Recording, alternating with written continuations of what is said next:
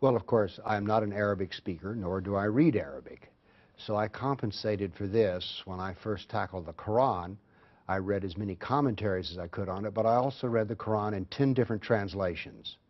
I figured that between 10 different scholars, surely I could come up with the meaning.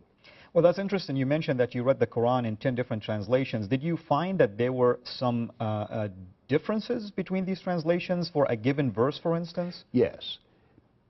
There's a great deal is made about a better translation of the Quran or some such thing. And what I found was, comparing all 10 translations, is that in general, they were all the same except on one issue. And if that issue involved violence, then you could see how the translators would dial that up or down. And so that was really the main difference. That's a good point, and I can even add to what Bill just mentioned. For instance, there is a verse in the Quran that talks about the God of Islam, describing him as, in the Arabic language, as the master deceiver.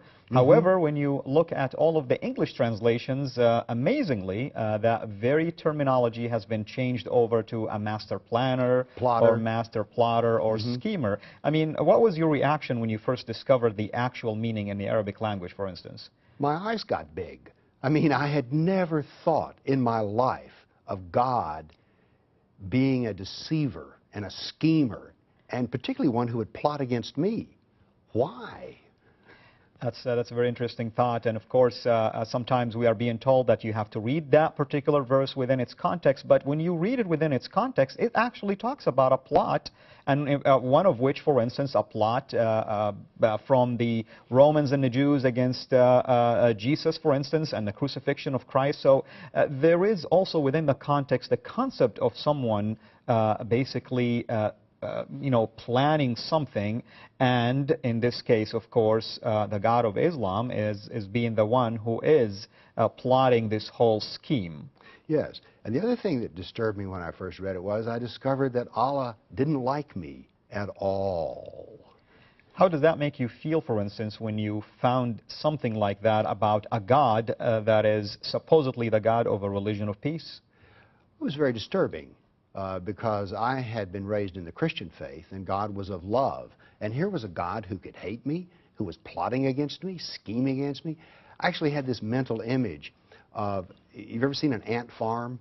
Yes. Okay, I got the image from the Quran that I was like in an ant farm, and Allah owned me, and He would be playing tricks with me, blocking off passages and stuff. It was a very unusual to have someone scheming against me. It was a mind adjustment I had to make.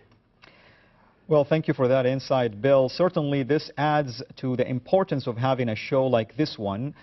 We are going to take the teaching of Islam and its doctrines, and we're going to try to simplify it in a manner that is a non-Arabic person will be able to comprehend. We're going to take Islamic terminologies, and we will do our best to provide the translation in English in a way also that will preserve the actual meaning in Arabic and be faithful to it, but at the same time provides a clarification for those particular terminologies, especially the teachings of Islam. That sometimes, even in Arabic, it might be a very dry teaching.